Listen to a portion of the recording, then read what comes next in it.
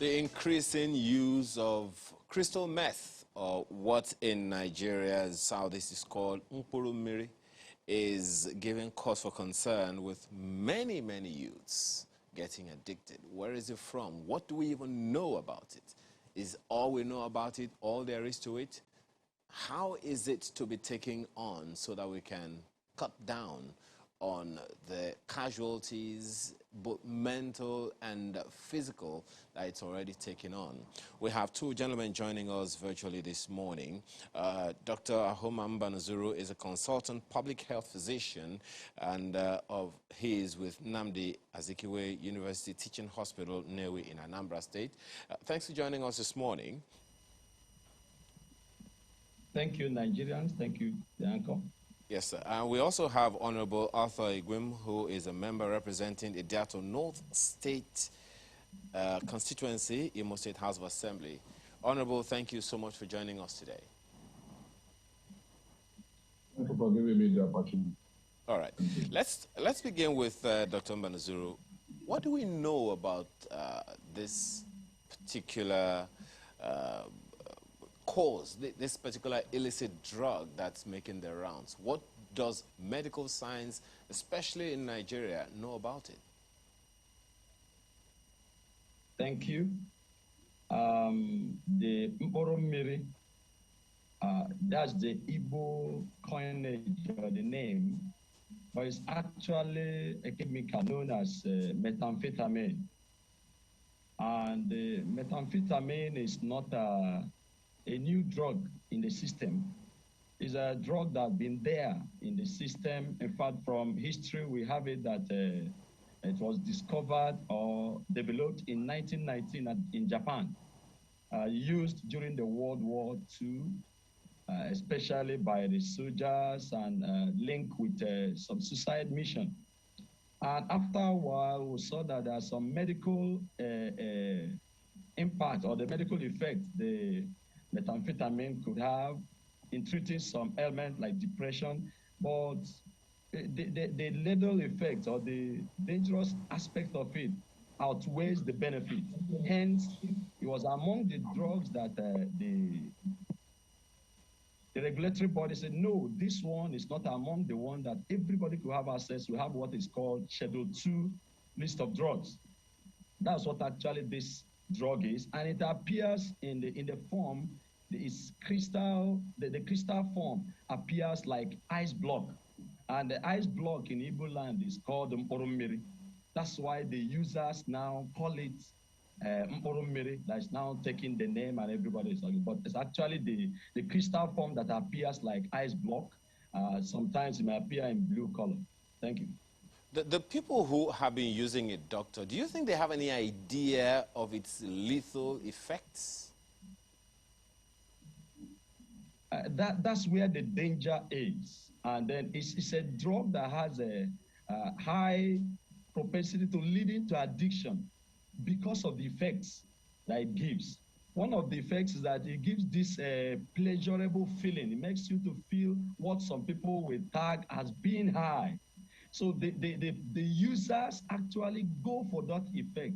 The lethal or the consequences were not among the things that they focus on, and which is the main thing that is dealing with our young ones. Okay. Well, we'll definitely look deeper into this, but let me take the opening comments of Honorable Arthur Igwim on this particular issue. The state government is definitely as concerned as well, but the question is, how concerned? It would seem that one really hasn't heard much from government on this issue.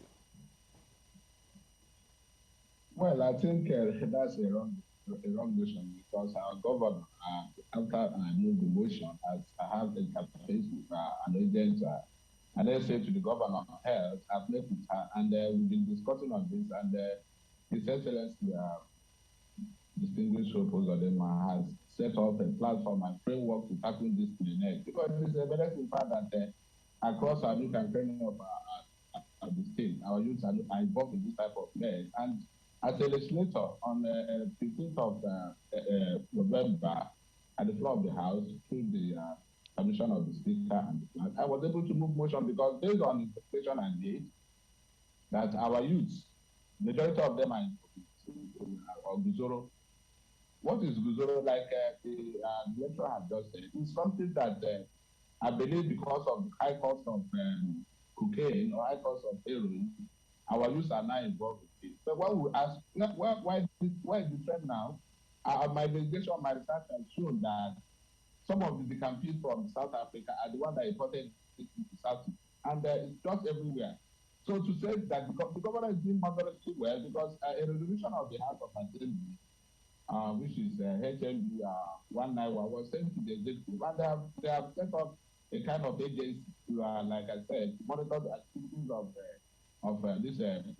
this chunk that are involved in this. And as a representative of the people, either or not, I've been able to interface with the town union president. I've been able to interface with the youth across the data to find a way to stop this menace. Because if this menace is stopped right now, a lot of things will go wrong. So today, the government is doing fantastically well on this issue, as far as I know. One would wonder how far then, but then there is a reason why people, especially young people, are going after this cheap drug, just as you have said, because the other one, the other more little ones are a lot cheaper. Why that is going on is what we want to find out when we return from this break for a few messages. To stay with us.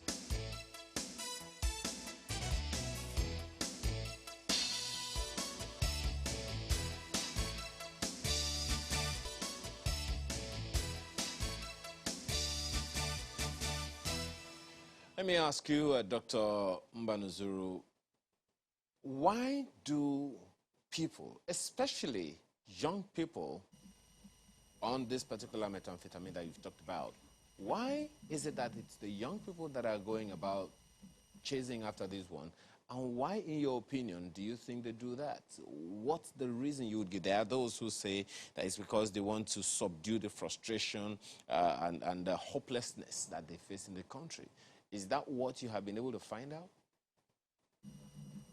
Thank you for the question. There are many factors that lead to drug abuse, generally substance use, not particular to Urummiri. Like you pointed out, some may be due to frustration. They want to overcome frustration. Some may be, one of the key things I think is even unemployment.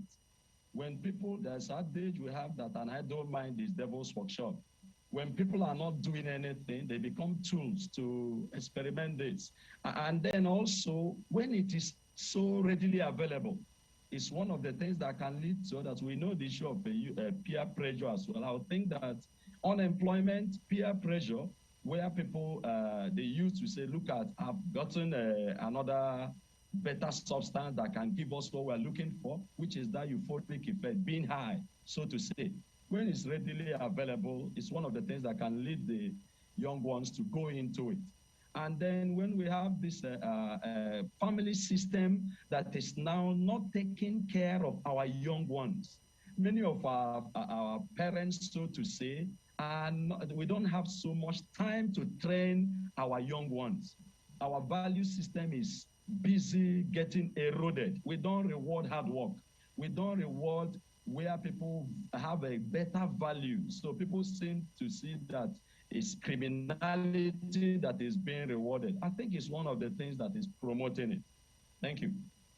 Honorable, let me ask you, in that light, in the light of the response of the medical doctor who is a consultant public health physician in Anambra State, would you say that government has significantly taken charge of situations that have caused depression, frustration, and hopelessness, especially in these young people, that is leading them to take anything to just douse the tension, so to speak? Well, to me, like the doctor just, the youth are upon this incident. I went out to my constituency and I did do the kind of research. I investigated that for some of the youths, even across both Urala, I say, why do people involved in this? Some of them, what they say is that they say that government has failed them. A situation whereby a young man is to no work. So the tendency for them to do what others. We find out that by the time they are doing what others You see, by the time they get into that, if you see this consumption of this illicit drug, they would not know that they're fake. And the most important thing is there's lack of trust on from the youth to the government, for the government. Myself included. You try to tell them, don't do this, they say, what have you done for us? So to me, as a legislator, we are my colleagues at the Night House have even fashioned a committee that the Speaker has set up, that we should go to our constituents and try to take this issues out of this stuff. And the issue there right now is the lack of trust from the youth to the government, and we take it to even family values, like the doctor said. And above all, as a legislator, like I've said, we owe a duty of care, and that duty of care is what we are trying to bring to this some of our constituents, to tell them, use that what you are involved in cannot do you anything. And we find out that most of the vices, we try to let them know most of the vices that is ongoing in Southeast now can be written towards that. So as far as I know, as a legislator, we are doing our part. But sometimes because we are not executive, we don't have them to sign out money. The reason we have is what we need to kind of society this to that, tell them that what you are involved in is not good. You are destroying your future. As like in my own constituent, I'm able to have kind of every time I go, I bring them together, try to tell them that look, even if you think that the government is not doing anything, they should be able to be better for, like where I come from is that our youth in those days go to learn trade. People don't believe that government will do anything. You make trade for about 5, 6 years, your master safely do. But these days, some of these things are not even willing to learn anything. They are willing to say, what are you putting on the table? If you give them money now, tomorrow the money will go, they use the money to go and buy drugs. So to me, it is better, it's not, government alone cannot solve this problem. It has to go back to them. It has to be a bottom-up approach. What I mean by bottom-up approach?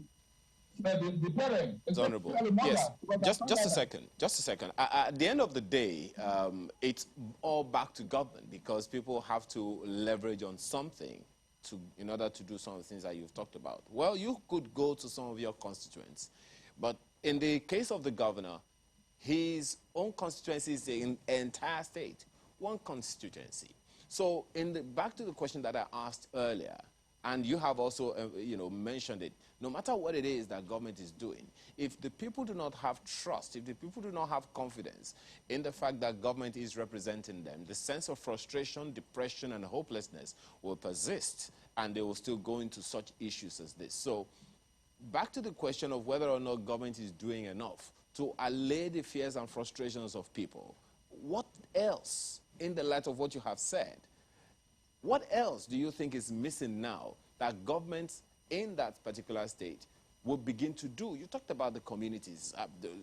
The media is awash with interventions of communities, community leaders, pockets of communities, young people, also trying to talk to themselves.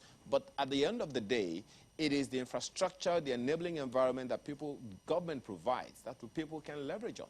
So what's the missing gap then? Well, the missing gap, like I've said, is I think the government or the executive buckle by setting up seminars and going into some of these villages, because some of these things are done in the villages. Because like I've said, whether you like it or not, the problem is when the government comes, they will only talk and make the situation. It still has to be within the family. It has to be with the president. It has to be with the youth leader. So government is able to set up a kind of an institution that will kind of take care of these things.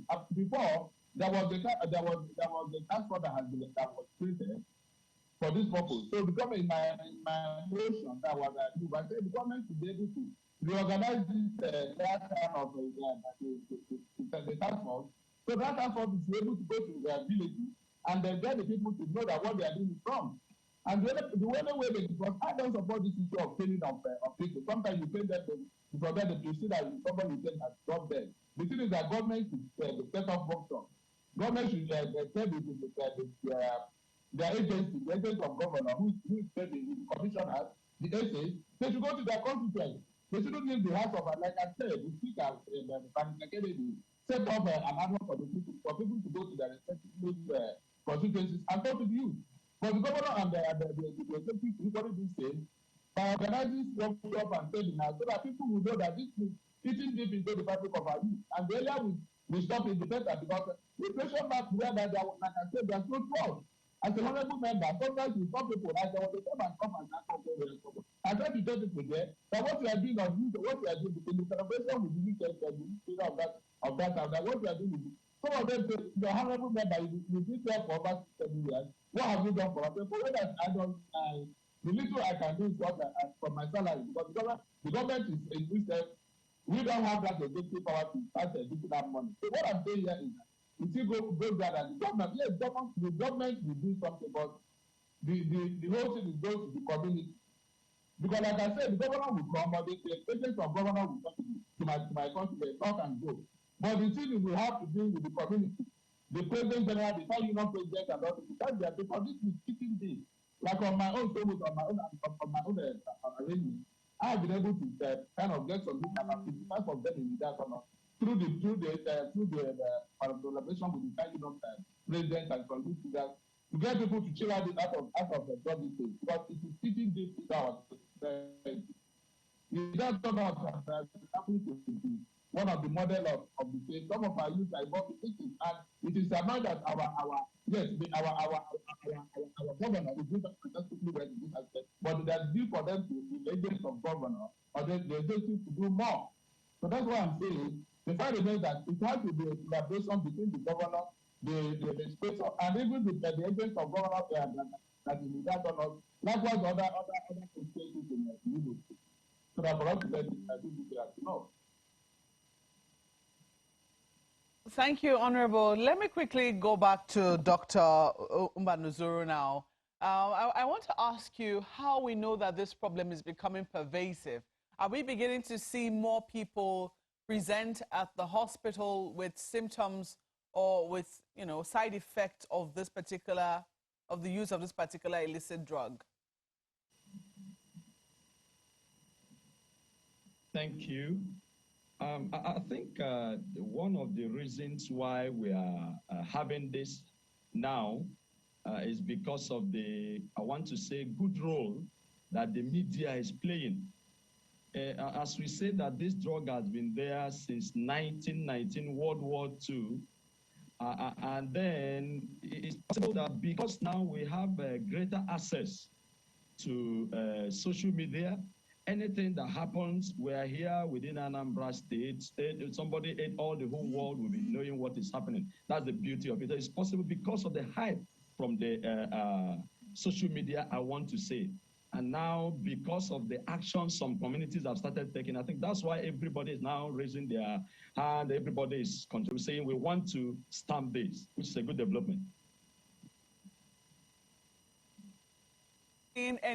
You've not seen any cases presented at hospitals, or that hospitals are beginning to raise the alarm that some of the patients that are presenting with the side effects of the use of this particular illicit drug?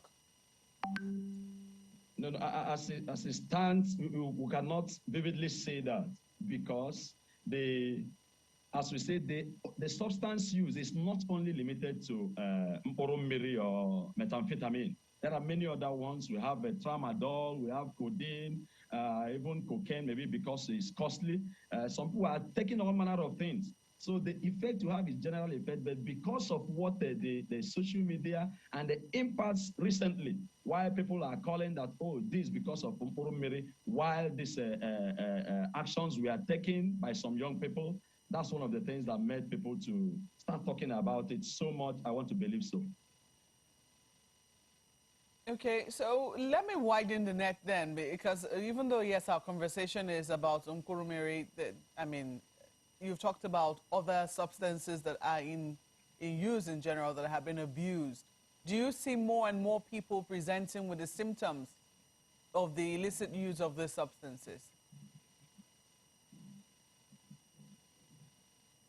Now, you will agree with me that one of the challenges we have, which I'm going to say in terms of solutions we have, is that the level of investment we have in terms of mental health facilities, in terms of raising rehabilitation centers, we've not done much. I don't want to say we've not done anything at all. Because of that, many people involved may not necessarily attend to the hospital. You know, people have this idea that once you attend to the hospital, anything that has to do with mental health, they will tag that this person is mad. So naturally, even if people have psychosis, many of them don't come to the hospital. They may want to go to the handle it at the herbal homes or taking care of in religious centers. So as at now, we cannot say that the number we are seeing is beyond the number we've been seeing before now. Wow, it's a real, I don't know how to put it now, but it's a very worrisome situation. Because if scientifically, and we do not even have a way of putting numbers to it, but it's been identified as a societal ill and as a problem, because Mkurumiri, it was seen, even from the name, it was saying that it is the illicit drug that is preferred in the Southeast. I mean, there are all manner of illicit drugs all over the country, and it would seem that different regions have different preferences. But this is a rising one in the southeast of the country. And speaking with Honorable, he did say that it was seen that this is as a result of those who have come back from overseas where this drug was, you know, in high use. But let me go to Honorable now, who is in Owerri. What I find remarkable is that you, as a medical practitioner in Anambra, you're able to, you know, identify that this is a problem where you are. And Honorable is in Owerri, in Imo State, another part of the Southeast, and is also able to identify that this is a problem as well. The question is, when you look at this problem in generality, and with regards to what needs to be done medically, you have laid emphasis on the fact that the government seems to be, you know, raising more awareness and trying to prevent more people from taking up the drug. What help is available for those who have finally gotten addicted, looking at the challenge that Dr. already presented, that most people do not go to mental health institutions, or that even these mental health institutions or rehabilitation centers are not available, looking at how pervasive, at least if we were to go by social media reports, this drug use is becoming? Well, I think like I've said, in one of research that we did, the government of Imo State, from what I heard, are trying to set up rehabilitation centers across the state so that some of these youth can be taken off from this menace. And above all, you find out that because of the security agents, like the police, that's one of the another anchor of it, why people tend to take the President General and the youth leaders tend to take the laws into their hand by flogging these people. There was allegation that once the drug sellers or the people that peddle this drug, because after the youths they don't have access to this drug. This drug is being sold by some people. When these people are arrested, you take them to police station, you find out that 2 days they're out. So to me, to get this thing solved out, the government need to, like I've said, they need to kind of rehab centers, and it has to be all encompassing, and people all must be on deck to solve this problem. I'm of that view and of that point that there have to be a kind of regulatory framework to make it to let the government a regulatory framework to be set up to fight this very menace. Because if you say you are leaving it for government alone cannot solve it. Because I still keep on saying that yes, the government will be able to do it, but as a representative of the people who go to my council, I represent a rural area. I find that people always say to you that what have you put on the table to let us for us not to take drugs? And you find out that if going by that,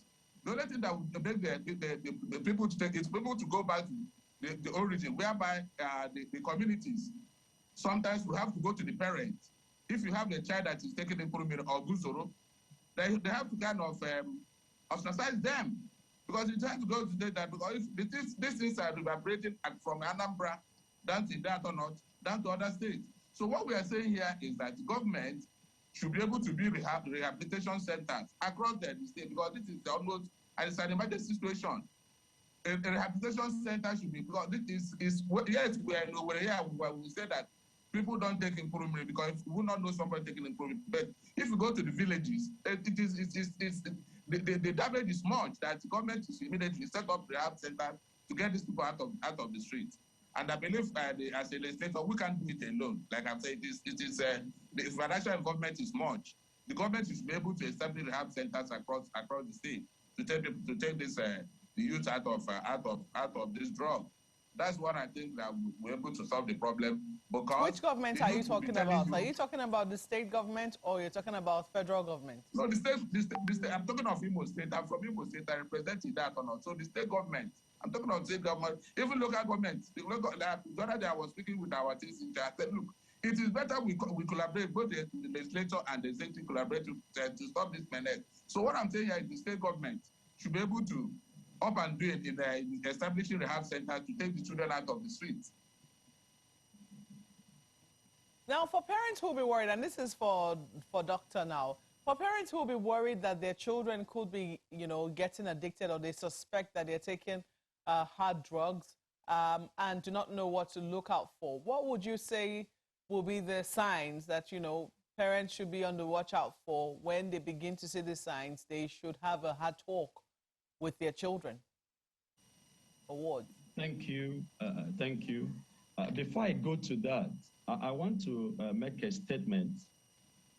Let's understand there are two things before us now. One of them is people that are already taking the drugs, those that are addicted to it, and others that are not yet, that may likely start. So the approach to two of them are different. Secondly, I want to say here that anybody that is addicted to whether it's Mporomiri or any other drug, that person needs help. The person does not know what he's doing. I want to make this statement before going to issue of signs. There are some signs obviously people or parents may see because of the effect this drug has on the user. One of them is that it makes the person to be awake. In fact, the report has it that some may be awake for many days or weeks without sleeping. Now, it affects the heartbeat, it affects the blood pressure, apart from the high feeling or euphoric feeling it gives. Because of that, some of the signs you may be seen from this person, some of them may start appearing tattered. They may be wearing all tattered things, appearing older than they are. A young person may start looking as an older person. Some of them may not do it because they're not in their right senses. If you are addicted to it, may start picking on the hairs, on the skin. The person may be, apart from, then prone to violence, all antisocial behaviors.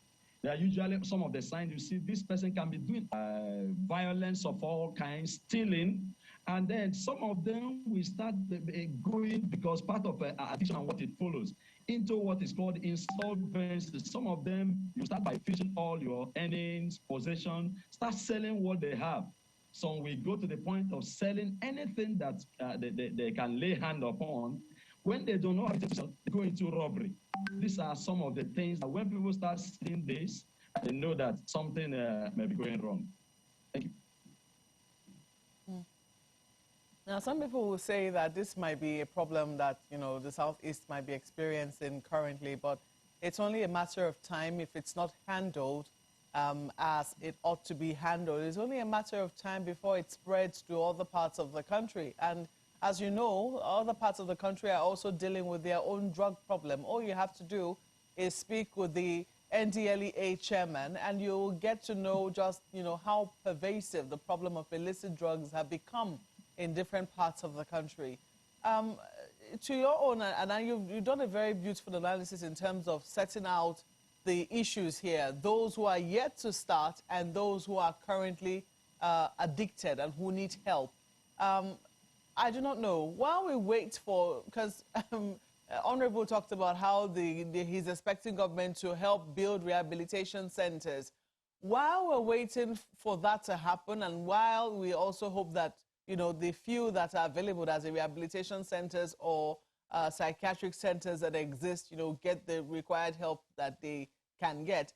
What do you think that communities and individuals can do when they see that people need help? Because we also know that some of these are, what they call them now, the hospitals for mentally ill, can be sometimes overwhelmed. So is there anything they can do as communities? Yeah, thank you very much. There's a lot to be done. As I said, when someone is addicted already, somebody is an addict, the help that the person needs is not from the community. Let me say here, from the social media and from what made the drug pronounced now, some of the floggings we've seen in the social media, some being ostracized, that may not be the solution. The person that is an addict, as I said before, needs help. Even if you are flogging this person from now till tomorrow, you are only injuring this person physically. Now, the help that this person needs need to come from a rehabilitation center, need to come from well-equipped center. It goes back to the government. Thank God for what the honorable member have just said. The person that needs to do that is government, to invest in health center, health setting, health generally. We need to have not just type of rehabilitation center he talked about, that's also good, but there is need to have comprehensive rehabilitation center, if possible, in our teaching hospitals. As it stands now in Southeast, I'm not sure of any. So it's not just local government or state government saying want to put rehabilitation centers in all the local government. That's okay, but let's do comprehensive investment in, if like Imo State now, you can put, we have a teaching hospital in Imo State, have a comprehensive rehabilitation center. The federal government do that will help those that are already addicts. Coming to what do we do to those that are not yet, and we want to prevent it. Number one, it goes to government again. Let me say, we need to improve the socioeconomic status of our young people. The Honorable said it rightly that some of the youths are asking them, what have you done for us? It's not enough to give stipends to our young people during election, and then they may be just tools to be used during election, and give them 1 naira or 2 naira. That's not empowerment. Let government be genuinely committed in erasing unemployment. Government at the federal level, government at the state level, and local government level. That will help us. Number two, we need to, the NDLE is doing pretty well, but there is need to do more. Like you're asking, as it stands now, we cannot vividly say, look at the prevalence of intake of amporomiri or any other drugs. The drug use survey we had last about that of 2019 gave a prevalence of illicit drug use generally about 40% among our young people. Now, when people are even saying that Oromiri is more in Southeast, I want to say one of the things that government may do is to fund research so that vividly we can say this is the prevalence, not what social media is giving us. So government has a lot to do. NDLE also doing well, but need to do more. In terms of supply chain, if there is no supplier, no matter how the demand comes, there will be nothing to supply. So the NDLE and other agencies have a role to play in terms of cutting the supply. Where is this drug coming from? Someone said, like the honorable gentleman said, some people bringing it from outside the country. There are unconfirmed reports about some of them being produced locally, in whichever sense. The NDLE and other agencies have greater role to play in cutting the supply chain. Who is involved? Is it possible that there are high persons? Yeah. We're totally out of time. I really wish that we could let you go on, and we have to thank you for your comments this morning and your insight into the problems associated with Mkpuru-Mmiri. We've been speaking with Dr. Homa Mbanuzuru, who is a consultant public health physician at the Nnamdi Azikiwe University Teaching Hospital, Nnewi, in Anambra State. Thank you for joining us via Zoom this morning. And would also had with us Honorable Arthur Igwim, who is a member representing Idiato North State constituency of the Imo State House of Assembly. He joined us via Zoom from Owerri as well. Thank you so much for joining us and sharing your thoughts on this problem as well, Honorable. Thank you very much.